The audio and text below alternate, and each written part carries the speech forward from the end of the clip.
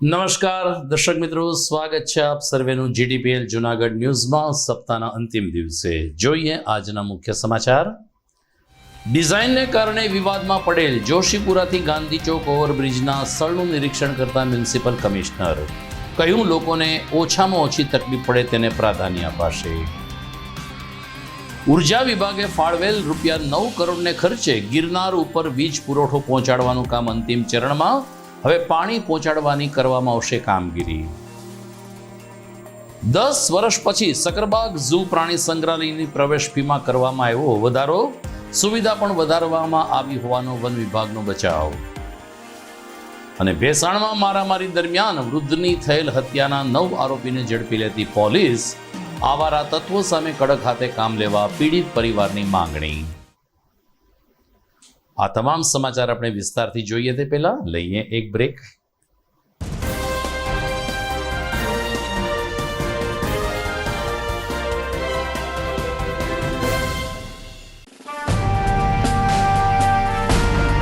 છેલ્લા એક દાયકામાં માત્ર જૂનાગઢ જ નહીં પરંતુ સૌરાષ્ટ્રના અનેક દર્દીઓને જીવતદાન આપી આશીર્વાદરૂપ બની ચૂકેલ કેજે મલ્ટી સ્પેશિયાલિસ્ટ હોસ્પિટલ હવે કેન્સર જેવા ગંભીર રોગની સારવાર માટે પણ શરૂ કરે છે કેજે hospital cancer and super speciality, જ્યાં ઉપલબ્ધ રહેશે અમદાવાદના નામાંકિત કેન્સર રોગના નિષ્ણાત તબીબો. અત્યંત આધુનિક મશીનથી કેન્સરની સારવાર હવે ઘર આંગણે. ફ્રી ઓપીડી, નિષ્ણાત તબીબોનું માર્ગદર્શન, રેડિયેશનની આધુનિક સારવાર.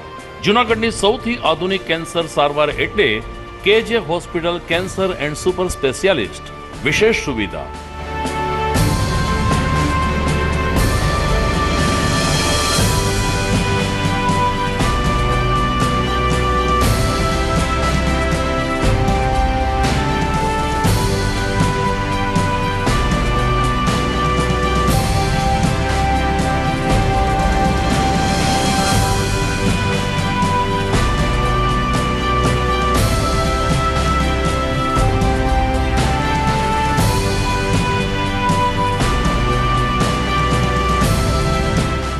કેજે hospital cancer and super speciality, Ganga પાર, કેજે હોસ્પિટલની સામે, ઝાંઝરડા ચોકડી, જૂનાગઢ.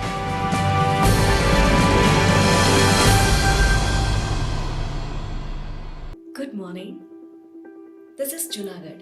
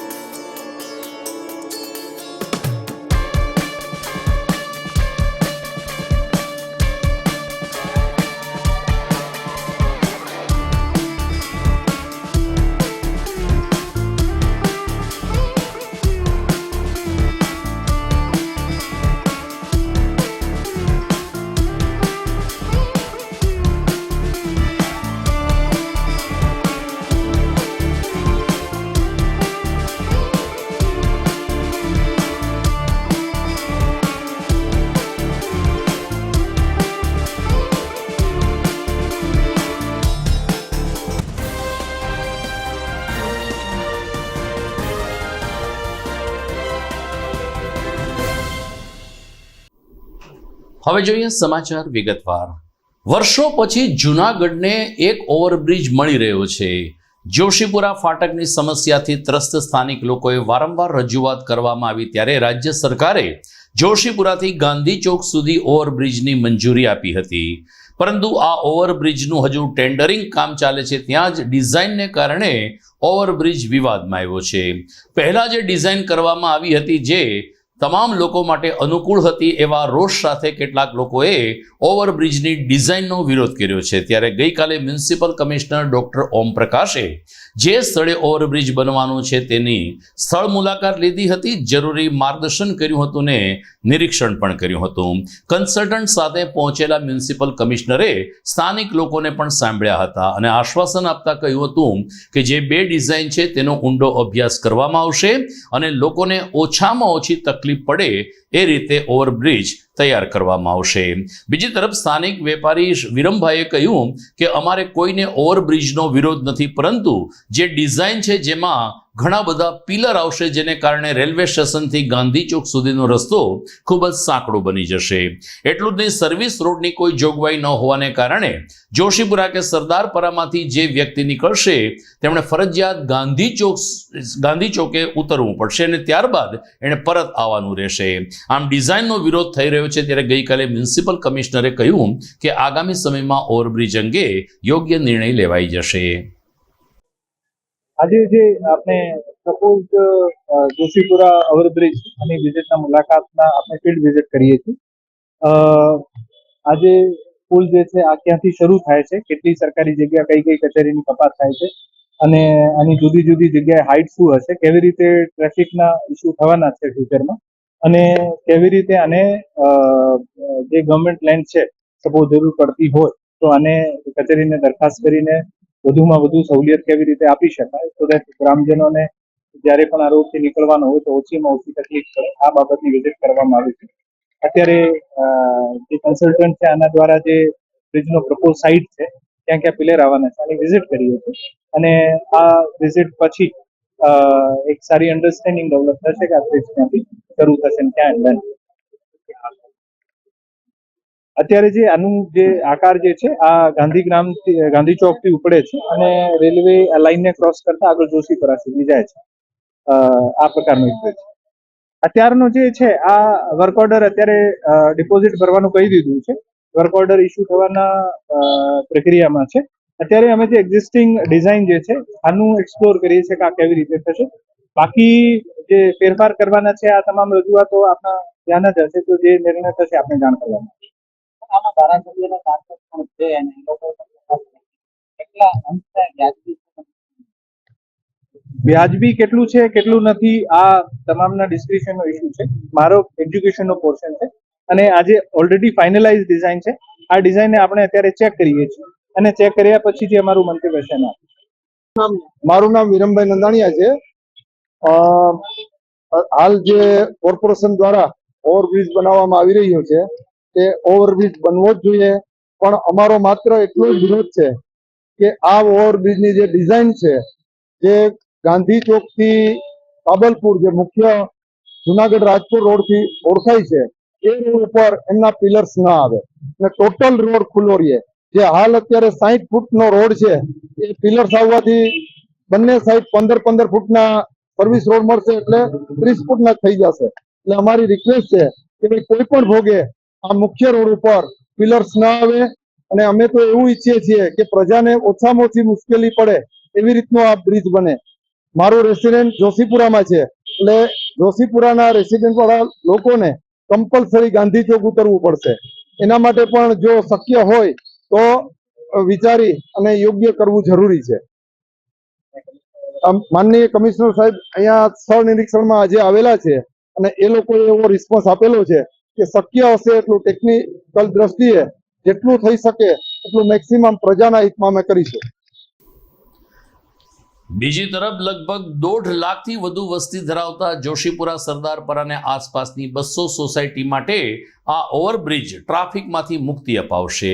ત્યારે સ્થાનિક લોકોએ અને સૂર્ય મંદિરના મહંત જગજીવનદાસ બાપુએ પણ ઓવરબ્રિજની તરફેણ કરી છે અને કહ્યું છે કે જૂનાગઢને એક ઓવરબ્રિજ મળી રહ્યો છે. ખાસ કરીને જોશીપુરા, સરદારપરા અને આસપાસની સોસાયટીને ટ્રાફિક સમસ્યામાંથી મુક્તિ મળી રહી છે, ત્યારે તેનો વિરોધ કરવો ન જોઈએ અને કોર્પોરેશનને સહકાર આપીને ઓવરબ્રિજનું નિર્માણ ચાલુ કરવું જોઈએ. ખાસ આપની સામે આજે અમારે જૂનાગઢની અંદર જે જોશીપુરા વિસ્તાર, સરદારપરા વિસ્તાર અને અનેક સોસાયટીઓ જ્યાં વિસ્તારની અંદર અનેક લોકો નિવાસ કરી રહ્યા છે, નગરપાલિકા દ્વારા ઘણા વર્ષોથી આ વિસ્તારનો ખૂબ વિકાસ થાય, આ વિસ્તારની અંદર જે રેલવે સ્ટેશનની જે ફાટક આવેલી છે, આ ફાટકની અંદર એટલી બધી ટ્રાફિકની સમસ્યા થાય છે અને એ ટ્રાફિકની સમસ્યાને સોલ્યુશન કરવા માટે ઓવરબ્રિજનું મહાનગરપાલિકા દ્વારા આયોજન થઈ રહ્યું છે. આ સમાચાર અમને જે મળ્યા, આનાથી જોશીપરા અને જોશીપરા આજુબાજુની જે સોસાયટીઓ એનો ઓવરબ્રિજ થવાથી ખૂબ વિકાસ થશે. મહાનગરપાલિકા ખૂબ સારું એવું આ ઉત્તમ કાર્ય કરી રહ્યા છે. અમે ભગવદ્ ગુરુ આશ્રમ સૂર્ય મંદિર દ્વારા આ કાર્યને ખૂબ શુભેચ્છા વ્યક્ત કરીએ છીએ અને સમસ્ત જોશીપરાનો વિકાસ થાય એમ જ એ ધ્યેય અમારો પણ એમ જ છે. એટલે જે મહાનગરપાલિકા આ કાર્ય કરી રહ્યા છે એ મહાનગરપાલિકાના વર્તમાન જે કાંઈ અધિકારીઓ છે, જે કાંઈ પ્રમુખ, મેયરશ્રી અને એના જે કોર્પોરેશનના જે મહાસભ્યો છે, બધાને હું ખૂબ ખૂબ શુભેચ્છા આપું છું. ભગવાન ગિરનારી મહારાજ આ કાર્ય ખૂબ જલ્દીથી પૂર્ણ થાય એટલી જ મારી શુભેચ્છા. જય સિયારામ, જય ગિરનારી. જે ઓવરબ્રિજ બની ગયો છે એ વહેલી તકે બને તો આ લોકોને હાલાકી અને અવર જવરની સમસ્યા હલ થઈ શકે. ઘણા સમયથી આ ઓવરબ્રિજની કામગીરી ખોરંભે પડી છે. લોકોને એવી માગણી છે કે જેટલી બને એટલી વહેલી અને સારી રીતે થાય એવી લોકો ઈચ્છે છે. તે તાત્કાલિક અસરથી વહેલામાં વહેલી તકે ચાલુ થાય અને ઓવરબ્રિજ પૂરો થાય અને જેથી કરીને જોશીપુરાનો વિકાસ આ ઓવરબ્રિજને હિસાબે શક્ય બન્યો. આમ લાંબા સમય પછી, એટલે કે વર્ષો પછી જૂનાગઢના ઇતિહાસમાં પ્રથમ ઓવરબ્રિજ બની રહ્યો છે, પરંતુ ડિઝાઇનને કારણે વિવાદના વમળમાં આવ્યો છે. એટલું જ નહીં, આ ડિઝાઇન મુદ્દે ભાજપમાં પણ સ્પષ્ટ રીતે બે ફાંટા પડી ગયા છે. સાંસદ અને ધારાસભ્યશ્રી કહે છે કે ડિઝાઇન બદલાવી જેની અમને ખબર નથી. સ્ટેન્ડિંગ કમિટી ચેરમેન કહે છે કે ડિઝાઇન બદલવામાં આવી છે જેને કારણે ઓછા બજેટમાં ઓવરબ્રિજ તૈયાર થઈ શકશે. આમ ડિઝાઇનને મુદ્દે માત્ર નગરજનોમાં મતમતાંતર નથી, પરંતુ ભાજપના આગેવાનો, પદાધિકારીઓમાં પણ મતમતાંતર જોવા મળી રહ્યા છે. બીજી તરફ પ્રબુદ્ધ નાગરિકો માને છે કે કોઈ પણ પ્રકારની સમસ્યા વગર એક ઓવરબ્રિજ મધુરમ ચોકડીથી ઝાંઝરડા ચોકડીએ બનાવવો જોઈએ કે જ્યાં ચોબારી ફાટક તમામ લોકો માટે માથાના દુખાવા સમાન છે. ત્યાં બંને બાજુ રસ્તામાં ખુલ્લી જમીનો પણ છે, કોઈ જમીન કપાતી નથી અને ઘણી બધી હોસ્પિટલ હોવાને કારણે એમ્બ્યુલન્સ પણ ટ્રાફિકમાં ફસાઈ જતી હોય છે. આ સ્થિતિમાં મધુરમ પ્રવેશદ્વારથી લઈ અને ઝાંઝરડા ચોકડી સુધી જો ઓવરબ્રિજ બનાવવામાં આવે તો લોકોને ચોબારી ફાટકમાંથી મુક્તિ પણ મળે અને પરિવહન સરળ બને. આમ જૂનાગઢમાં ઓવરબ્રિજ મુદ્દે ધમસાણ ચાલુ થયું છે. સમાચારમાં સમય થઈ ગયો છે એક વિરામનો.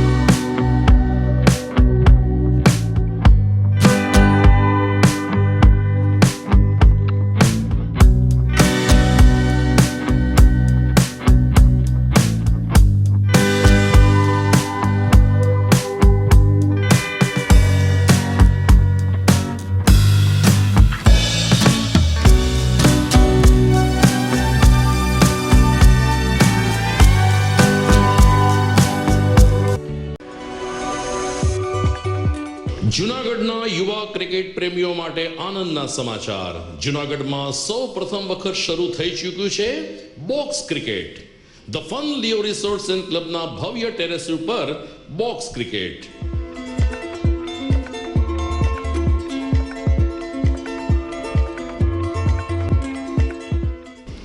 બોક્સ ક્રિકેટ નોંધી લેશો સમય સવારે 6 થી બપોરે 12 અને સાંજે 6 થી રાત્રિના 12. વ્યવસાયકારો નોકરિયાત વર્ગ માટે ખાસ રાત્રિનો સમય પણ શરૂ કરવામાં આવ્યો છે. એક વખત અચૂક રમો બોક્સ ક્રિકેટ. યુવા ક્રિકેટરોને ઉત્તેજન આપતા the Fun Leo resorts and ક્લબના આ નવતર અભિગમમાં જોડાઓ અને બોક્સ ક્રિકેટનો આનંદ માણો. વિશેષ માહિતી અને રજીસ્ટ્રેશન માટે સંપર્ક 0285 2658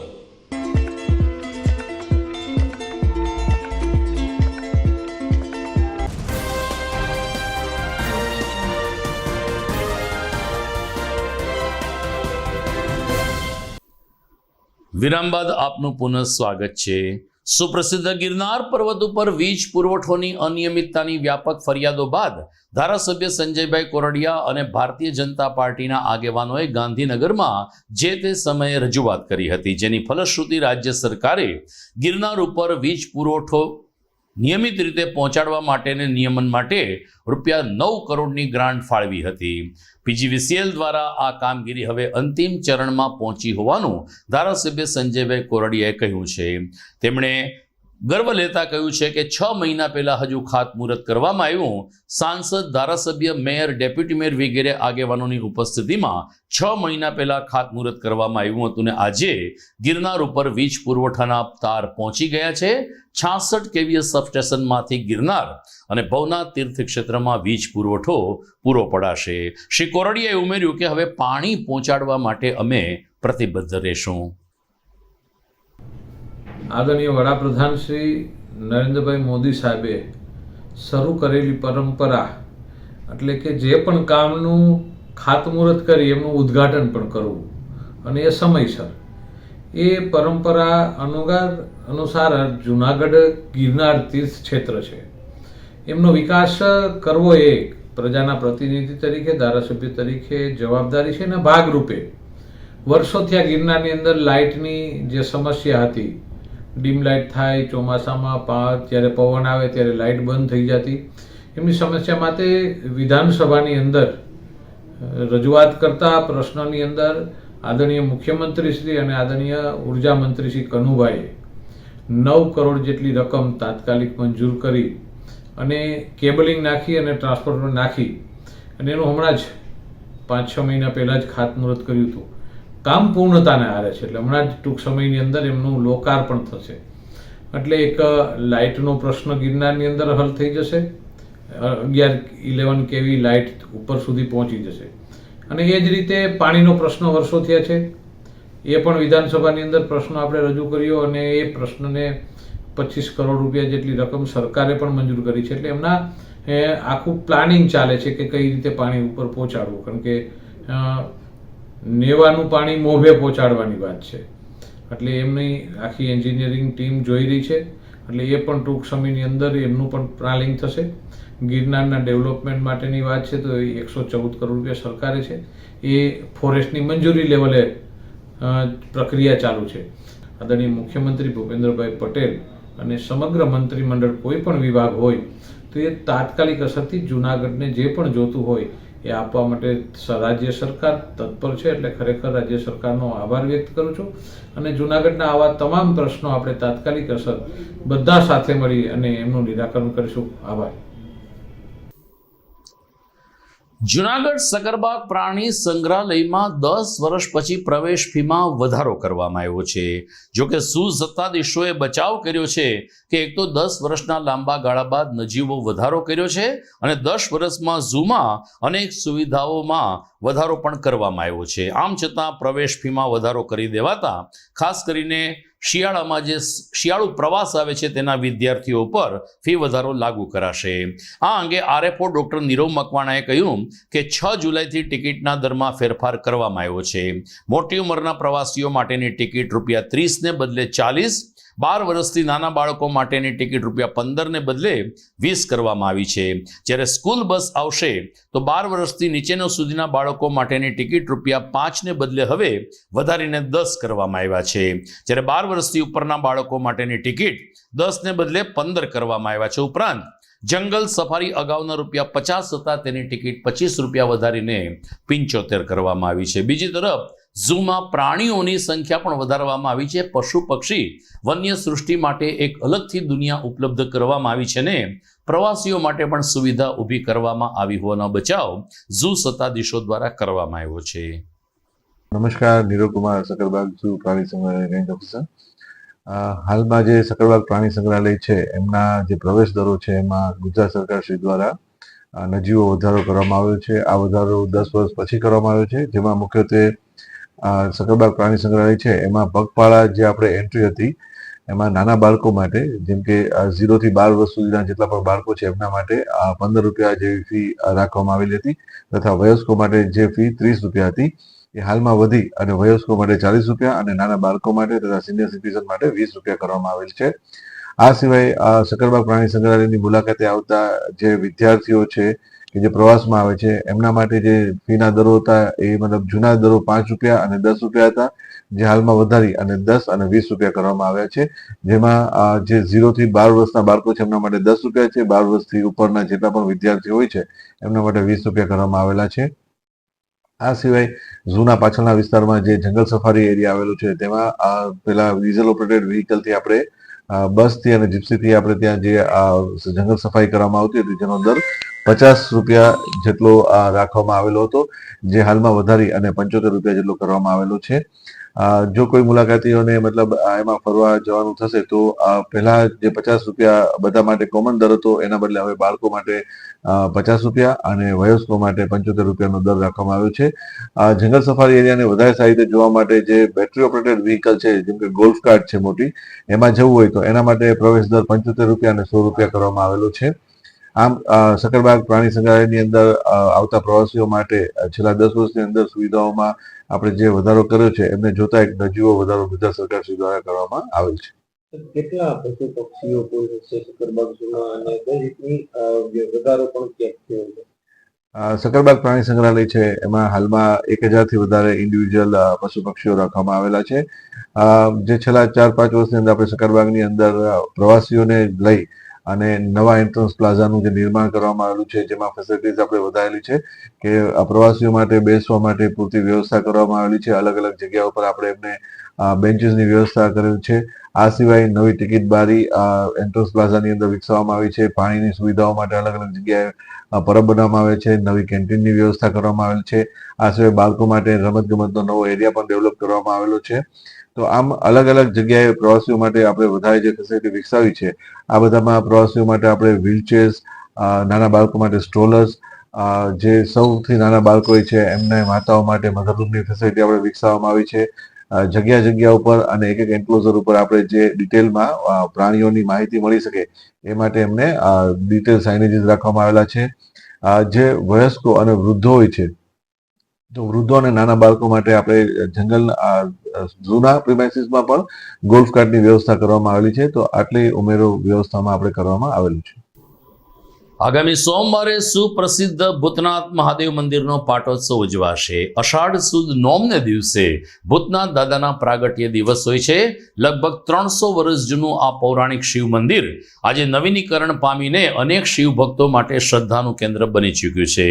મહંત મહેશગીરી બાપુના જણાવ્યા અનુસાર સવારે લઘુરુદ્ર અભિષેક, બપોરે 12 કલાકે સંત ભોજન પ્રસાદ સહિતના પરંપરાગત કાર્યક્રમ સાથે ભૂતનાથ મહાદેવનો પાટોત્સવ મનાવવામાં આવશે. જ્યારે સાંજે દિવ્ય શણગાર અને 7 કલાકે સંધ્યા આરતી વચ્ચે ભૂતનાથ દાદાની આરાધના સૌ કોઈ શિવ ભક્તો કરશે. એક તો શિવનો પાટોત્સવ અને તેમાં પણ સોમવારનો સુયોગ હોય, શિવ ભક્તો સહિત ભૂતનાથ મંદિરના સેવકો, સાધુ સંતોમાં પણ ભારે ઉત્સાહ દેખાઈ રહ્યો છે. એ જ રીતે જવાહર રોડ ઉપર બિરાજતા નાના ભૂતનાથનો પણ પાટોત્સવ અષાઢ સુદ નોમને દિવસે ભુજ પરિવાર અને સ્થાનિકો દ્વારા ઉજવવામાં આવશે. સમાચારમાં સમય થઈ ગયો છે ફરીથી એક વિરામનો.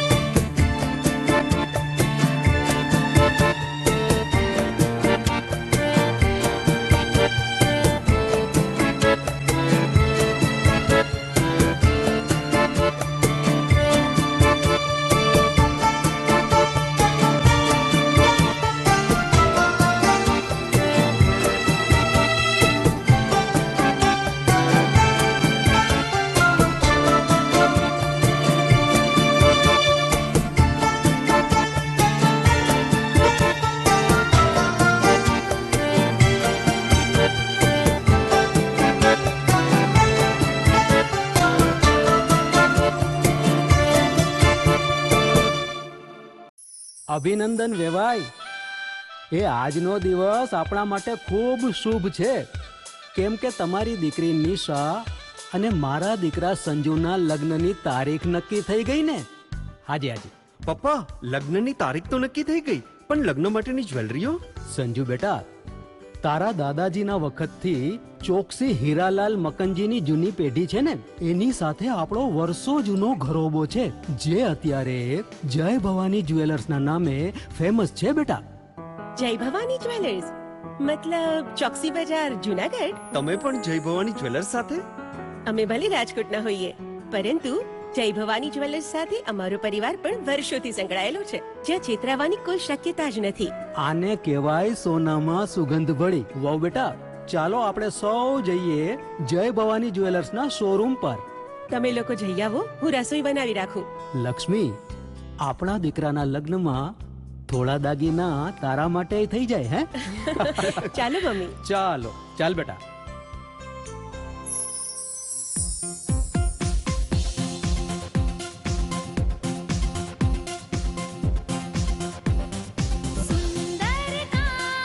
વ્યાજબી દામ, એક જ નામ, જય ભવાની જ્વેલર્સ. તહેવાર વ્યવહાર, બંગડી વીટી હાર, ડિઝાઇન અપાર, જય ભવાની જ્વેલર્સ, જય ભવાની જ્વેલર્સ. એક્સક્લુઝિવ દાગીના ખરીદવા માટે વિશ્વાસપાત્ર એક જ નામ, જય ભવાની જ્વેલર્સ, ચોકસી બજાર, જુનાગઢ.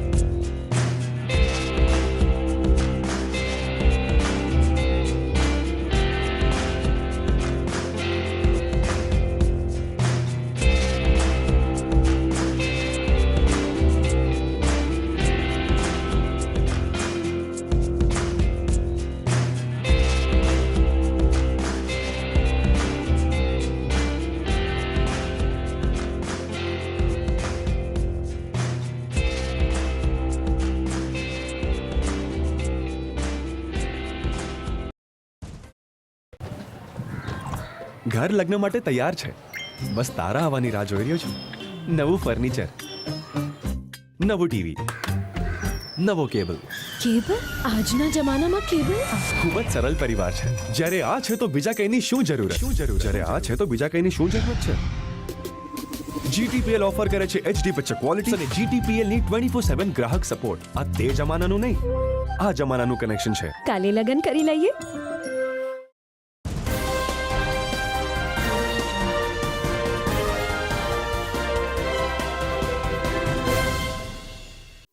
વિરામ બાદ આપનું સ્વાગત છે. 10 દિવસ પહેલા ભેસાણમાં એક મારામારીની ઘટના સામે આવી હતી, જેમાં એક પરિવારની મહિલાને અનેક કેટલાક અસામાજિક તત્વો ઉઠાવી ગયા હતા.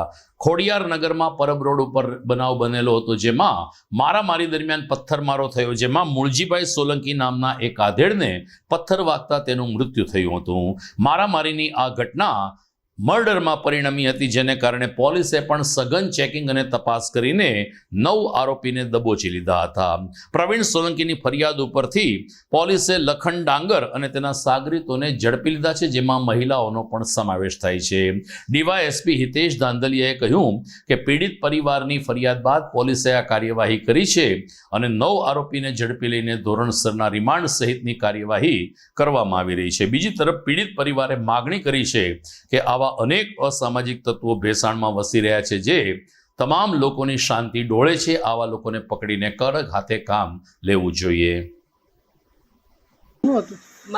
હું એની દીકરી છું અને આ મૂર્તિ બાપા છે એ મારા બાપ છે અને આ લોકો દારૂ વેચે, જુગાર રમે, દીકરીઓને શાળા કરે રાખે છે, વહુને કોઈને મૂકતા નથી.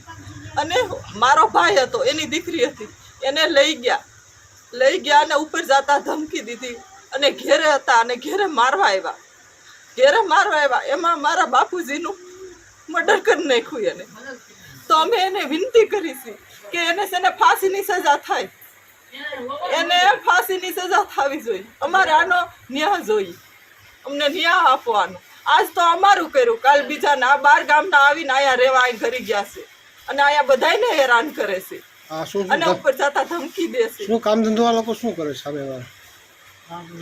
દારૂ વેચે છે, જુગાર રમે છે, એ બધો ધંધો એનો ઈ જ કરવાનો. દીકરીઓને રાખે છે, દીકરીઓને લઈ જઈને વેચી નાખે છે, બધું કરે છે. અમારી દીકરીને લઈ ગયા દારૂના જુગારના ધંધા કરે છે, આજુબાજુ વાળાને છે ને હેરાન કરે છે, એટલે ધમકીઓ આપે છે અને અમને સતાય. અમારી દીકરી લઈ ગયા તો સતાય અમારી ઘરે અમને મારવા આવ્યા અને અમારા બાપુજીનું છે ને મર્ડર કરી નાખ્યું છે. અમારે ન્યાય જોઈએ અને તો સતાય મને હોતન માર્યો તો જો આ ટાંકા લીધેલા છે, ટાંકા લીધેલા આવે છે ને આવી બેદરકારી કરે છે અને આ મારે છે.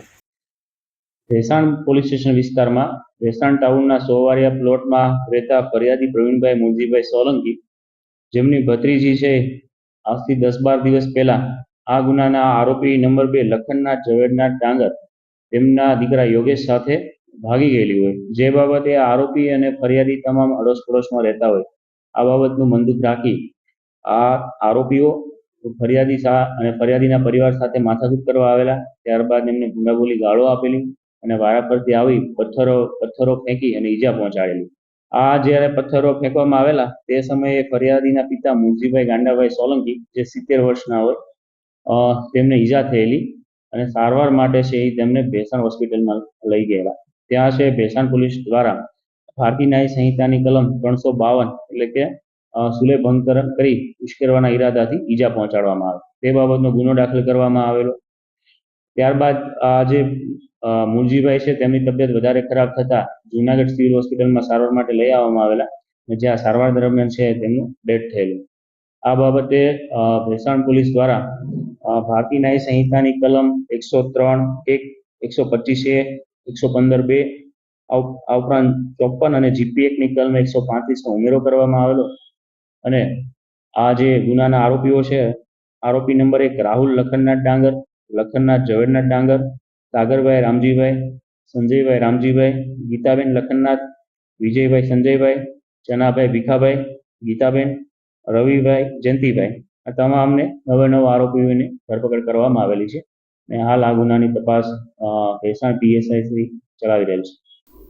બિલખા રોડ ઉપર આવેલ પાદરિયા ગામ પાસેથી 2 શખ્સો જૂનાગઢમાં પિસ્તોલ સહિતના હથિયાર સાથે આવી રહ્યા હોવાની બાતમી ઉપરથી પોલીસે પાદરિયા પાસેથી 2 શખ્સોને દબોચી લીધા હતા. રમેશ ગોંજિયા અને કેતન ખાણિયા નામના 2 આ શખ્સને ઝડપીને તેની તલાશી લેતા એમની પાસેથી પિસ્તોલ અને કાર્ટીઝ મળી આવ્યા હતા. ડીવાયએસપી હિતેશ ધાંધલિયાએ કહ્યું કે 20,000ની કિંમતની પિસ્તોલ સાથે બંનેને પકડી લીધા છે. આ બંને આરોપીની પોલીસ ચોપડે જ્યારે શોધખોળ કરવામાં આવી ત્યારે એના નામે અનેક ગુનાઓ પણ નોંધાયેલા છે. ત્યારે પોલીસે બંને આરોપીને પકડીને કડક હાથે કામ લેવા તજવીજ હાથ ધરી છે. જુનાગઢ SOG ટીમને બાતમી મળેલી કે રમેશ કાળુભાઈ ગોજિયા અને કેતન ભીમજીભાઈ ખાણિયા આ નામના જે શખ્સો છે પોતાની મોટરસાયકલ લઈ અને પાદરિયાથી જુનાગઢ આવવાના છે અને તેમની પાસે છે દેશી બનાવટની પિસ્તોલ છે, જે આ લાયસન્સ વગરની અને ગેરકાયદેસર હોય તેના આધારે બાતમીના આધારે એસઓજીની ટીમ દ્વારા પાદરિયાથી જુનાગઢ તરફ આવતા આશાપુરા હોટલ પાસે આ જે શખ્સો છે જે વર્ણન મળેલું તેના આધારે તેમને ચેક કરતા તેમની પાસે દેશી બનાવટની એક પિસ્તોલ મળી આવેલી જે ગેરકાયદેસર હોય, જેની કિંમત ₹20,000 અને આને ગુનાના કામે કબજે કરવામાં આવેલી છે ને આ આરોપી વિરુદ્ધ તાલુકા પોલીસ સ્ટેશનમાં છે આર્મ્સ એક્ટ મુજબ ગુનો દાખલ કરવામાં આવેલો છે. ઉપરાંત આ જે આરોપીઓ છે તે ગુનાહિત ઇતિહાસ ધરાવે છે. આરોપી નંબર 1 રમેશ કાળુભાઈ ગોજિયા વિરુદ્ધ અગાઉ એ ડિવિઝન પોલીસ સ્ટેશનમાં પણ આર્મ્સ એક્ટનો ગુનો દાખલ થયેલો છે. આ ઉપરાંત તે એ ડિવિઝન પોલીસ સ્ટેશનમાં રાયોટિંગ અને બી ડિવિઝનમાં મારામારીના ગુનામાં સંડોવાયેલો છે. આ ઉપરાંત અન્ય આરોપી કેતન ભીમજીભાઈ ખાણીયા વિરુદ્ધ બી ડિવિઝન પોલીસ સ્ટેશનમાં મારામારીનો ગુનામાં આરોપી છે, જ્યારે મહિલા પોલીસ સ્ટેશનમાં તેમના ઘરેલું હિંસાના જે ગુનો છે દાખલ થયેલો છે. હાલ બંને આરોપીઓને એસઓજીની ટીમ દ્વારા ધરપકડ કરવામાં આવેલી છે અને આગળની તપાસ શરૂ છે. તો દર્શક મિત્રો, આવતીકાલે રવિવારની રજા રહેશે, પરંતુ અમારા દર્શક મિત્રો અને ખાસ કરીને અમારા કેબલ ઓપરેટર્સનો અમે આભાર માનીએ છીએ. ભાવ વધારાને કારણે જીટીપીએલ નેટવર્ક હેથવર્ક અને ડેન દ્વારા સોની ચેનલનું પ્રસારણ બંધ કરી દેવામાં આવ્યું હતું. સોની ચેનલ સામેની આ લડાઈમાં દર્શક મિત્રોએ અભૂતપૂર્વ અમને સાથ સહકાર આપ્યો છે, તે બદલ અમે સૌ દર્શક મિત્રોનો, કેબલ ઓપરેટર્સનો આભાર માનીએ છીએ અને આપને સમાચાર આપીએ છીએ, ખુશીના સમાચાર આપીએ છીએ કે સોની અને તેની તમામ પેકેજ ચેનલોનું રાબેતા મુજબનું પ્રસારણ એ જ ચેનલ નંબર ઉપરથી પુનઃ શરૂ થઈ ગયું છે. ફરીથી એકવાર આપ સર્વેનો આભાર. અને બીજી એક વાત, આવતીકાલે રવિવારની રજા છે, પરંતુ અમારા જે દર્શક મિત્રો રમતગમત પ્રેમી છે તેને માટે આવતીકાલનો રવિવાર પણ યાદગાર બની રહેશે. આવતીકાલે ક્રિકેટ નથી, પરંતુ વિમ્બલ્ડન ફાઇનલ છે. યોકોવિક અને આલ્કરાઇઝ વચ્ચે કાલે વિમ્બલ્ડન ટાઇટલ જીતવા માટે રોચક જંગ ખેલાશે અને વિમ્બલ્ડન પૂરું થયા પછી ભારતીય સમય પ્રમાણે રાત્રે 11 કલાકે યુરો કપ ફાઇનલમાં સ્પેન અને ઇંગ્લેન્ડ વચ્ચે ટક્કર થશે. તો રમતગમત પ્રેમીઓ આવતીકાલની આ બંને મેચ જોશે અને રવિવારની સાંજ અને રાત સુધારશે. રજા લઉં તે પહેલા જોઈએ મુખ્ય સમાચાર ફરી એકવાર. ડિઝાઇનને કારણે વિવાદમાં પડેલ જોશીપુરાથી ગાંધી ચોક ઓવરબ્રિજના સ્થળનું નિરીક્ષણ કરતા મ્યુનિસિપલ કમિશનર કહ્યું, લોકોને ઓછામાં ઓછી તકલીફ પડે તેને પ્રાધાન્ય અપાશે. ઉર્જા વિભાગે ફાળવેલ ₹9 કરોડને ખર્ચે ગિરનાર ઉપર વીજ પુરવઠો પહોંચાડવાનું કામ અંતિમ ચરણમાં. હવે પાણી પહોંચાડવાની કરવામાં આવશે કામગીરી. 10 વર્ષ પછી સકરબાગ ઝૂ પ્રાણી સંગ્રહાલયની પ્રવેશ ફીમાં કરવામાં આવ્યો વધારો. સુવિધા પણ વધારવામાં આવી હોવાનો વન વિભાગનો બચાવ. અને ભેસાણમાં મારામારી દરમિયાન વૃદ્ધની થયેલ હત્યાના 9 આરોપીને ઝડપી લેતી પોલીસ. આવારા તત્વો સામે કડક હાથે કામ લેવા પીડિત પરિવારની માંગણી. તો મિત્રો, ફરી મળીશું સોમવારે રાત્રે. નમસ્કાર.